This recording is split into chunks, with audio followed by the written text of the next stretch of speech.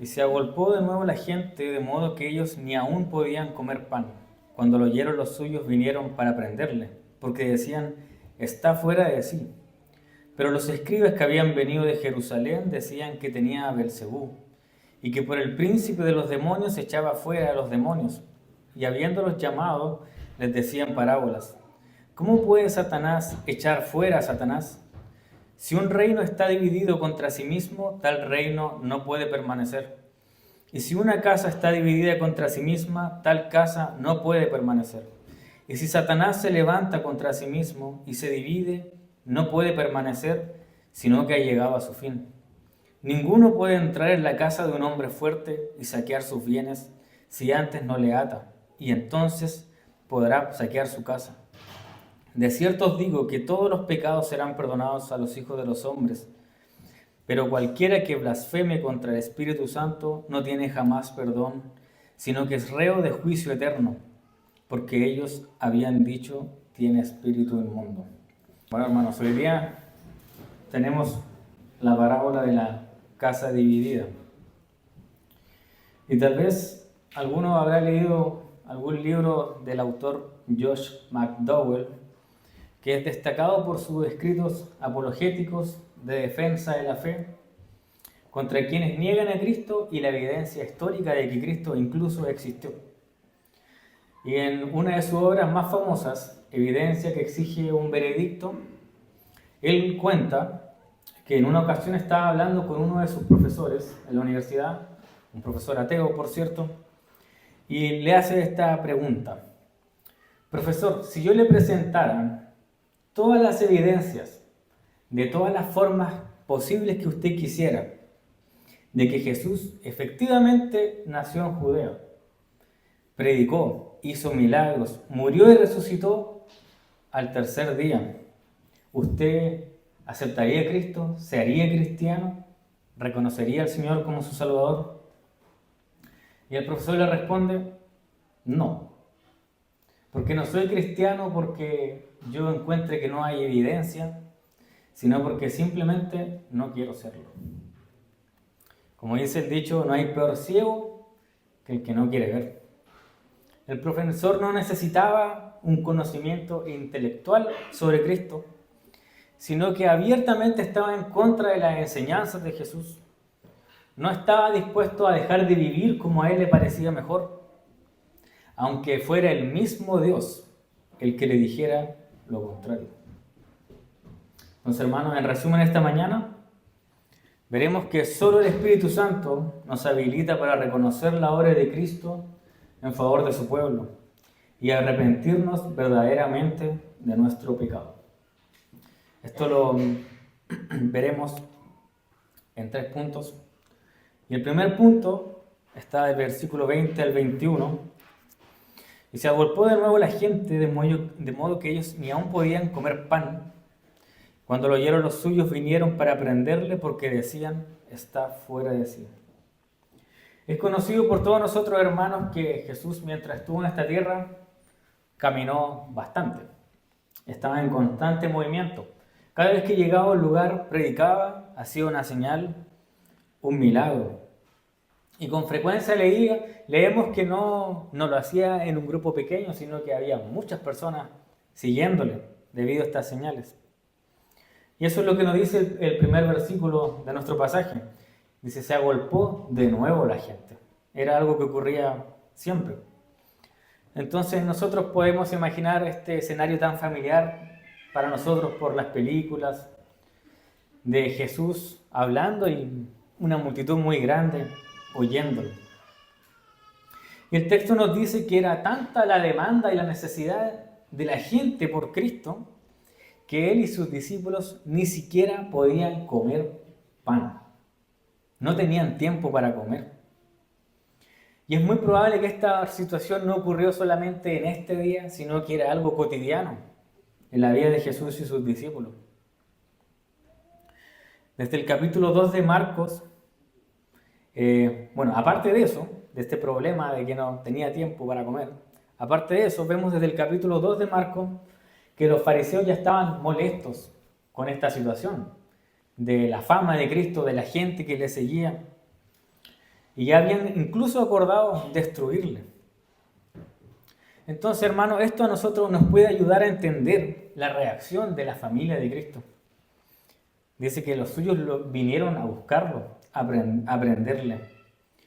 Y esta palabra prenderle en el original no quiere decir solamente fueron a decirle: Jesús, tranquilo, ¿qué pasa? O pedirle explicaciones o come algo, sino que iban a tomarlo por la fuerza y a decirle: para.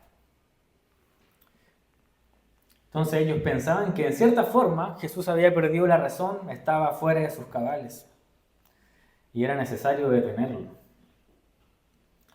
Y a veces esto se interpreta como que la familia de Cristo en realidad no creía en que Jesús fuera el Mesías, no creía en que efectivamente la madre de Jesús lo tuvo de manera virginal.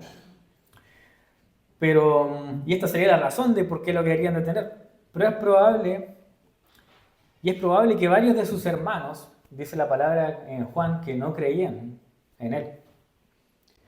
Pero tenemos que recordar, y lo vemos en el versículo 31 de este mismo capítulo, donde dicen: viene después sus hermanos y su madre.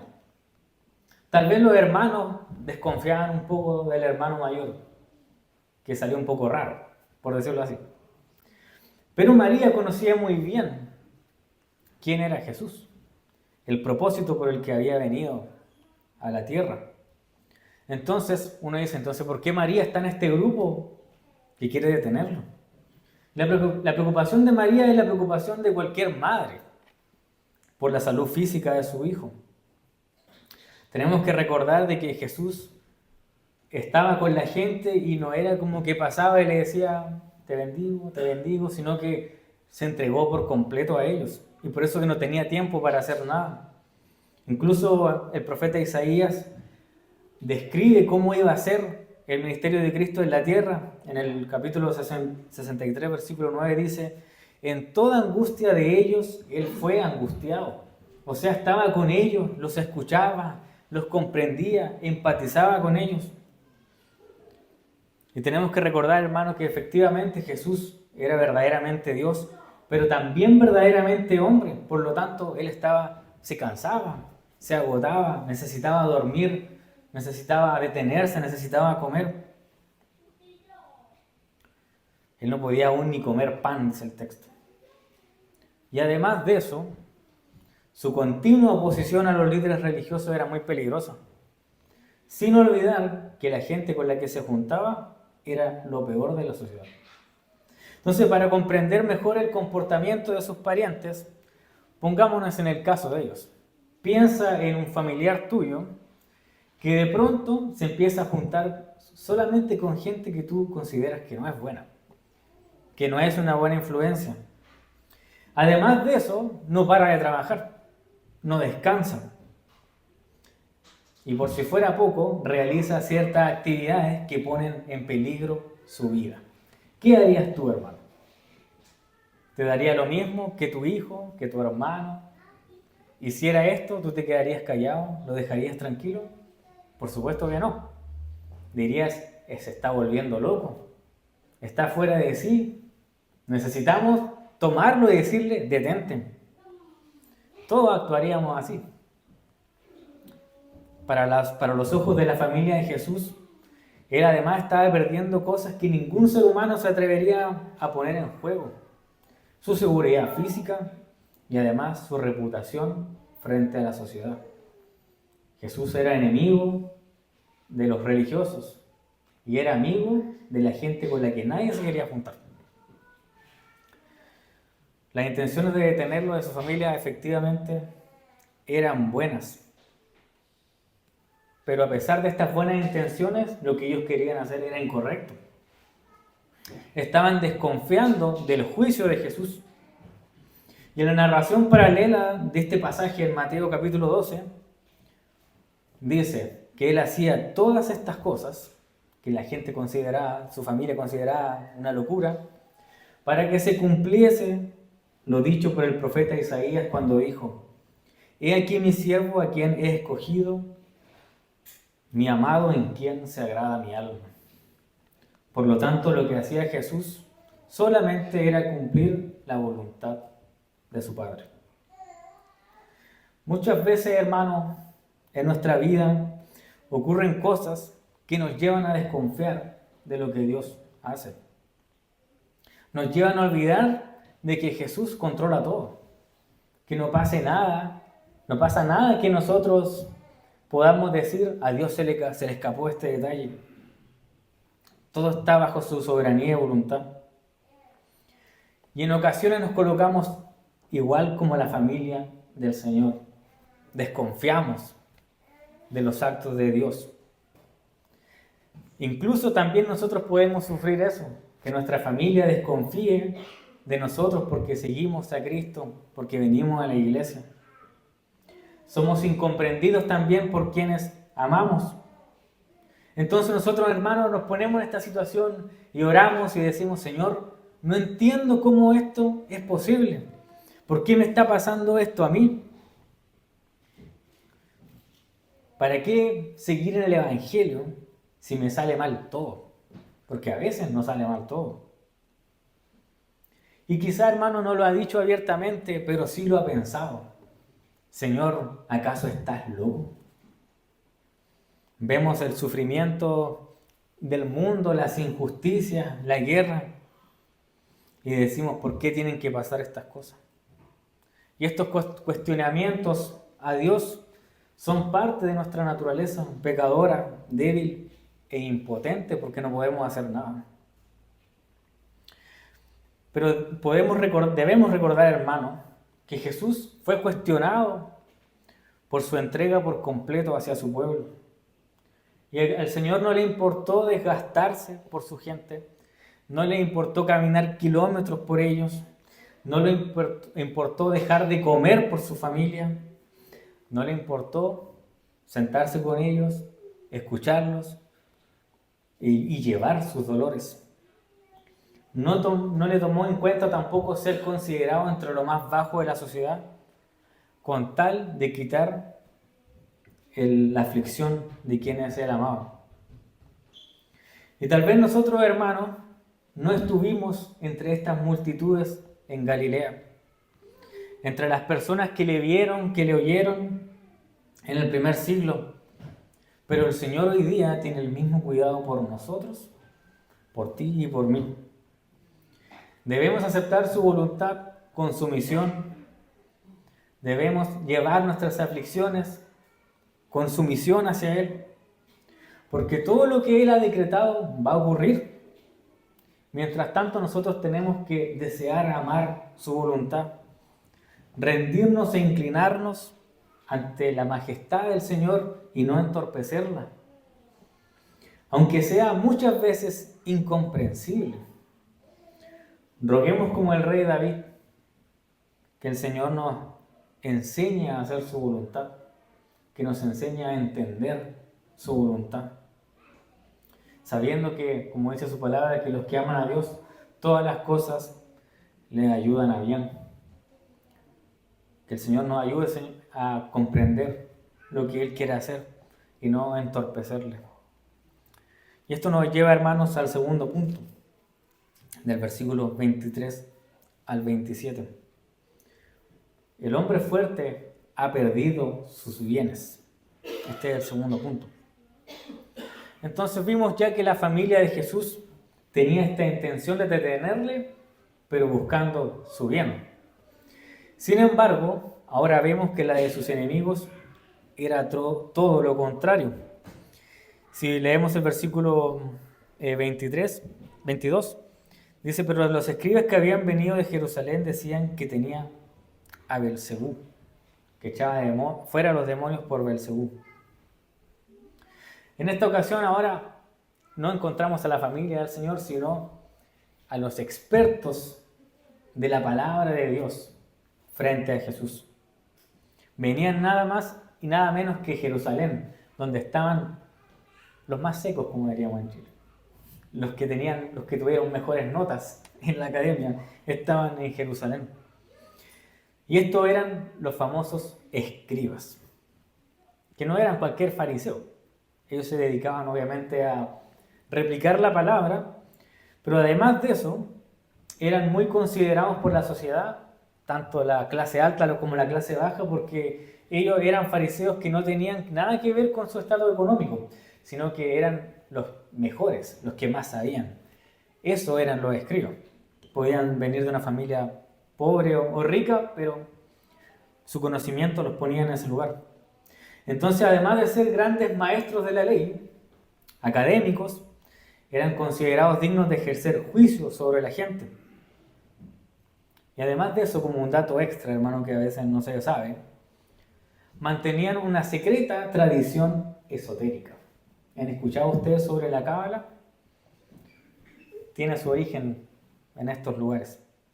Y esta tradición esotérica no era abierta para todo el mundo, no lo andaban diciendo en la calle, se transmitía de maestro a alumno solamente.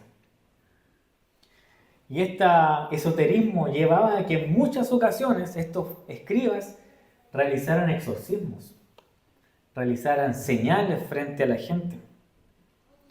Por lo tanto, el pueblo no lo veía solamente como grandes maestros de la palabra, sino que además tenían un aura espiritual. Los escribas ellos mismos se consideraban sucesores de los profetas. Entonces no eran cualquier persona. Y el currículum del que acabo de hablar nos da a entender varias cosas de la reacción de los escribas.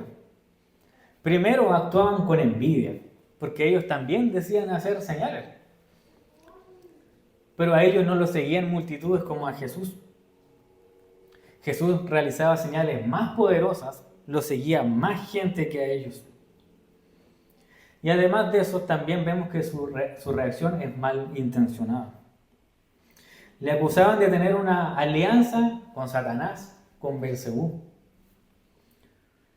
Y que esta sería la explicación de por qué Cristo tenía tanto poder. Él estaba aliado con el rey del mal.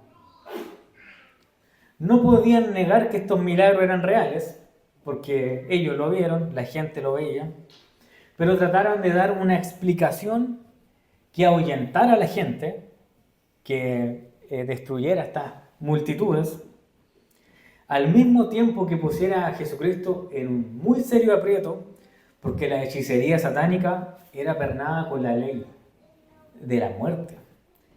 El que hacía hechicería por medio de Satanás tenía que morir.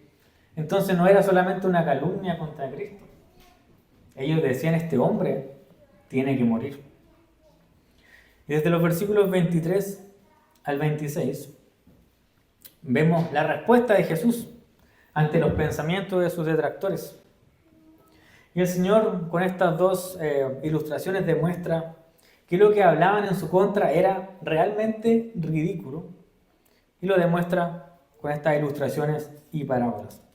Y su respuesta fue esta: si la acusación era verdad, el siempre considerado astuto Satanás era un pésimo gobernante, porque mandaba a sus demonios a atormentar a la gente y después él mismo los destruía. Era una acción suicida contra el propio reino de Satanás. Entonces, ¿qué sentido tiene ese? Ninguno. Absolutamente ridículo. Como dijo Julio César, se lee esta frase: divide y vencerás. Uno sabe que donde hay división, hay debilidad. Y el Señor también da esta ilustración. Lo mismo pasa en una casa que se divide contra sí misma. No puede permanecer. Entonces, si realmente Satanás está atacando a sí mismo, él y su reino ya no podrían seguir en pie. Por lo tanto, hermanos, si esta razón, que ya vimos que es ridícula, no es el verdadero motivo por el que Cristo tiene este poder, significa otra cosa. Y es lo que dice el Señor en el versículo 27. Él dice: ninguno puede entrar en la casa de un hombre fuerte y saquear sus bienes si antes no le ata, y entonces podrá saquear su casa. Esta es la explicación que el Señor da por la que Él realiza estos milagros. Dice: otro más fuerte que Satanás le ha atado y está saqueando sus bienes. ¿Y quién era este hombre fuerte entonces? El hombre fuerte era el diablo. Y Jesús era el hombre que le había atado que había entrado a su casa y estaba saqueando sus bienes. ¿Qué significaba esto, hermanos? Que Jesucristo había iniciado un proceso de restauración de lo que se había perdido. Porque esta casa era el mundo. Satanás comenzó a ser atado con el nacimiento de Cristo. Lo siguió cuando fue tentado en el desierto y derrotó a Satanás. Y fue mucho más cuando murió y resucitó al tercer día. Estas cosas, estas acciones limitaban cada vez más el poder del mal. Y por eso vemos después de esto el crecimiento del Evangelio tan rápido, tan poco probable. Incluso hasta el día de hoy, cuando vemos la iglesia perseguida, cuando vemos gente que pone en riesgo su vida, pero prefiere eso que negar el Evangelio. Los escribas realmente tenían razón al relacionar el ministerio de Cristo con el reino de Satanás. Sin embargo, no querían admitir que estos milagros eran en realidad todo lo contrario, la prueba de que Satanás se estaba destruyendo, pero por la mano de Jesús. Y en lugar de este se estaba estableciendo un nuevo reino, un reino glorioso que siempre había existido, pero que ahora se manifestaba con más poder que nunca. Y este nuevo reino, cuyo rey es Jesucristo, y se manifiesta en su iglesia, nunca va a poder ser dividido.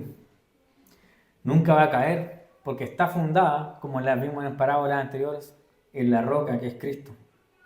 Y en Mateo 16, 18 él lo dice, y se lo comenta a Pedro, y sobre esta roca edificaré mi iglesia, y las puertas del Hades no prevalecerán contra ella. Entonces, hermanos, qué maravilloso estar en las manos de quien ha atado al hombre fuerte, del que era más fuerte aún. Solo el Señor era quien podía traer vida a este mundo infectado por el pecado. Ni siquiera los escribas que supuestamente hacían milagros, que mantenían la ley, que se preocupaban de que lo que el Señor se había dicho se cumpliera, pudieron quitar la maldad de la gente. Cuando Cristo vino, a pesar de toda esta extrema religiosidad, encontró a personas, a hombres y a mujeres, como Él dice también en su palabra, desamparadas y dispersas como ovejas que no tienen pastor. La única forma de revertir esto era que el Señor mismo tomara forma humana para destruir el imperio de Satanás, para rescatar nuestras vidas en rebelión contra Dios. Y Él mismo comenzó a hacerlo por sus propias manos hace 2000 años atrás y continúa hoy. Por lo tanto, hermanos, Satanás no tiene poder sobre nosotros. No puede quitarte de las manos del Salvador, porque su reino ha sido dividido, ha sido debilitado. Jesucristo corporalmente ya no está entre nosotros, pero ha enviado su Espíritu Santo que nos guía para vivir bajo su voluntad y a reconocerle como Señor. Y aunque el mundo no le reconozca y prefiera seguir otros señores, nosotros, hermanos, pongamos nuestra confianza y voluntad en este poderoso Señor que ató al hombre fuerte, cuyo reino no se puede dividir, cuya casa no puede caer. Hemos sido, como muestra la ilustración, tomados por la fuerza, por Cristo. Y nosotros somos los bienes que Él ha saqueado de la casa de este hombre fuerte. Nosotros somos lo que este hombre fuerte ha perdido. Y el relato sigue del versículo 28 al 30, para ver en este tercer punto que solamente los arrepentidos reconocen a Jesús. El cuestionamiento de los escribas, la reacción de la familia de Cristo ponía en duda de quién era este hombre que hacía milagros. ¿Es un loco? ¿Es un hechicero? ¿O es realmente el Mesías, el que había de venir? La incapacidad de los escribas de reconocer que lo que Jesucristo hacía venía de Dios era la verdadera obra de Belcebú. Ahí estaba, en realidad. Y Jesús en los últimos versículos, estos últimos 2 versículos de este pasaje, realiza una exhortación para los escribas y los demás oyentes. El versículo 28 inicia con "de cierto os digo", en el Reina Valera. Y en el original esto es como "amén os digo". Y esta, si bien es cierto una palabra hebrea, en el idioma griego se utiliza en varias ocasiones como en Marcos, para establecer que lo que se va a afirmar es una verdad, es un hecho y es algo solemne. Entonces, en otra forma, podríamos decir que él dice, solemnemente les digo esta verdad. Ahora, ¿de qué nos sirve entender eso? Es que lo que el Señor ahora iba a decir no era un insulto de venganza por la calumnia a los fariseos, sino que en realidad, o de pecado como diríamos en Chile, sino que en realidad lo que él iba a decir ahora era una verdad solemne porque venía de Dios mismo. Era una verdad, era un hecho. Y esta solemne verdad era esta, que todos los pecados y las blasfemias serían perdonadas, no importa cuáles sean, excepto una: la blasfemia contra el Espíritu Santo. ¿Qué quiere decir esto? No les voy a decir para que no cometan la blasfemia. No, sí les voy a decir porque... ¿Cuál es este pecado que no tiene perdón? Y en nuestras comunidades cristianas actuales, personas de otras iglesias, han dicho y creen que la blasfemia contra el Espíritu Santo es, por ejemplo, no creer en los sueños, no creer en los profetas o en las profecías, no creer en nuevas revelaciones, no creer en dones milagrosos, no creer en hablar en lenguas, en las sanidades. Sin embargo, hermanos, esto es incorrecto. ¿Por qué? El contexto nos ayuda mucho. Jesús le hablaba a personas que no conocían esta manifestación del Espíritu Santo que ocurrió en la época apostólica. Entonces, ¿cómo les va a advertir de que no cometan algo que ellos no conocen? Algo que no está ocurriendo en ese momento. Entonces, está descartada esa respuesta. ¿Cómo se blasfema contra el Espíritu Santo? Si vemos lo que está ocurriendo aquí, ¿qué era lo que hacían estos fariseos? Ellos atribuían la obra del Espíritu Santo a través de Cristo a Satanás. Y a pesar de que esto ya es muy malo, no era el problema principal, sino que cometían este pecado de forma deliberada, de forma constante, con intención, sin ningún temor. Y aunque tenían los testimonios de las personas, aunque tenían a Jesucristo mismo haciendo milagros y oyéndole, a ellos no les importaba. Continuaban diciendo que esto no era de Dios, sino del demonio. El pecado que cometían además era progresivo. Si leemos en Marcos 2:7, ellos lo acusaron a Cristo de blasfemia. Después en el capítulo 3, versículo 6, se ponen de acuerdo para destruirle. Y ahora decían que tenía un espíritu inmundo, como dice el versículo 30.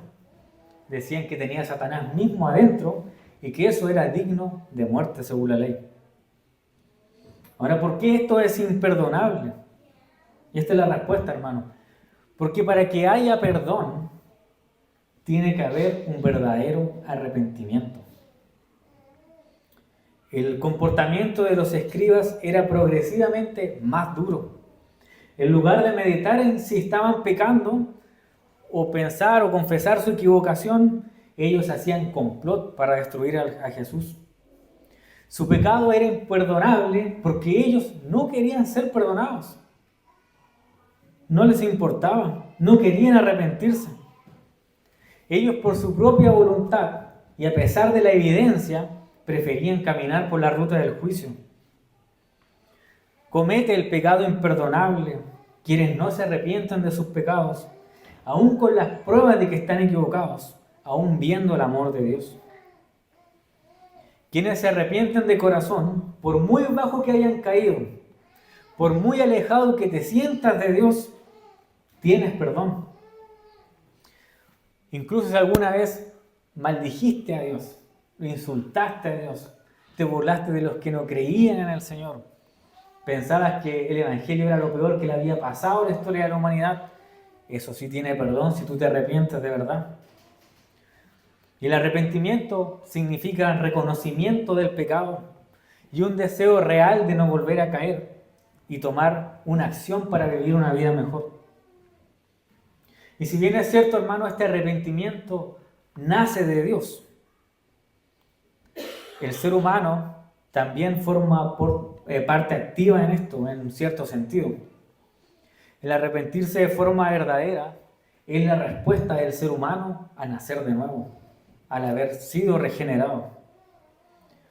Por lo tanto, si hemos nacido de nuevo, viviremos una vida de arrepentimiento. Nuestras vidas pasarán reconociendo constantemente nuestros pecados, de la necesidad que tenemos de un perdón, de la necesidad de Cristo. Como acabo de decir, el arrepentimiento inicia reconociendo que necesitamos a Cristo. Y esto era lo que no estaban dispuestos a hacer los fariseos. Y esto es lo que no está dispuesto a hacer la gente que no ha sido transformada por el Señor. Aunque exista evidencia intelectual, su rechazo es moral. Es una oposición voluntaria, tal como lo manifestaba el profesor de Josh McDowell. Y la pregunta que probablemente esta gente se hacía mientras escuchaban estas palabras de Jesús es entonces, ¿quién es este hombre? Y muchos de ellos supieron la respuesta, al igual que nosotros, por misericordia de Dios. Jesús es el Hijo de Dios, cuya misión fue hacer la voluntad de su Padre para traer salvación a su pueblo. No era un loco, no era un hechicero, era el autor de la vida, el que caminaba entre ellos. Entonces, hermanos, esta es una pregunta para ustedes.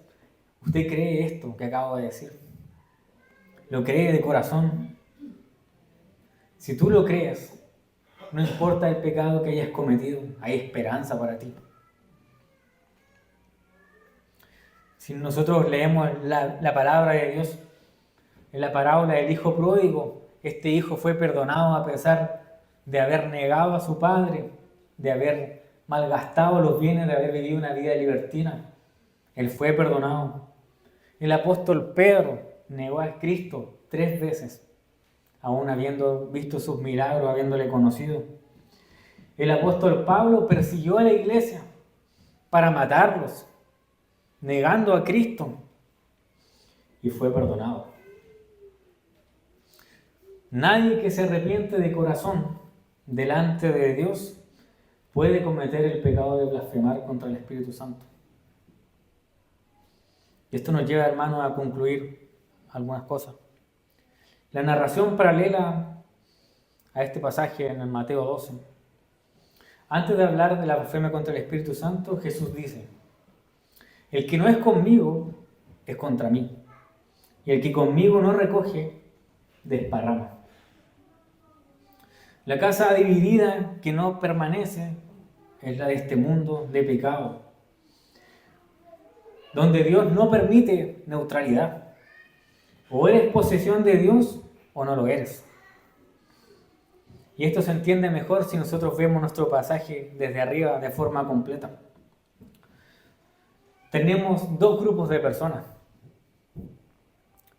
La primera, la familia de Cristo. Ellos demostraron desconocimiento de la voluntad de Dios, demostraron incomprensión de su voluntad. Tanto la familia de Cristo como los escribas caían en lo mismo. No podían ver la obra del Espíritu Santo en las acciones de Cristo. Los primeros, su familia, aunque le conocían, aunque habían vivido con él, no confiaban en sus actos. Y los segundos, aunque veían las obras que nadie podía realizar, a pesar de conocer la palabra de Dios, y aunque tenían la evidencia intelectual, lo negaban y preferían rechazarlo. Tal como la respuesta del profesor de Josh McDowell. Para el primer grupo, vemos como más adelante para ellos hay redención. La carta de Judas y de Santiago se dice que son de los hermanos de Cristo. Ellos le aceptaron luego. Pero para el segundo grupo probablemente no hubo redención. ¿Por qué? Porque esta misma gente fue la que llevó a la cruz a Cristo. Entonces, hermanos, Solo el Espíritu Santo es capaz de abrir nuestros ojos para mostrarnos, para nos darnos a entender de que Jesús vino a dividir este mundo, esta casa, entre los que le reconocen y se arrepienten y los que blasfeman contra el Espíritu y le niegan aún hasta la muerte. Hay personas, hermanos, que mueren negando a Cristo. Y esto es un pecado imperdonable. Y en el día del juicio van a ser condenados. La palabra aquí dice que es de juicio eterno. Entonces, hermanos, a nosotros, ¿qué nos queda? Solamente orar al Señor para que su misericordia se renueve cada día sobre nosotros mismos. Que podamos seguir viviendo bajo la voluntad de Dios y predicar el Evangelio a gente que aún vive como ovejas sin pastor, que aún está en esta casa del hombre fuerte, pero que nosotros sabemos que ha sido debilitada por la mano de nuestro Señor Jesucristo.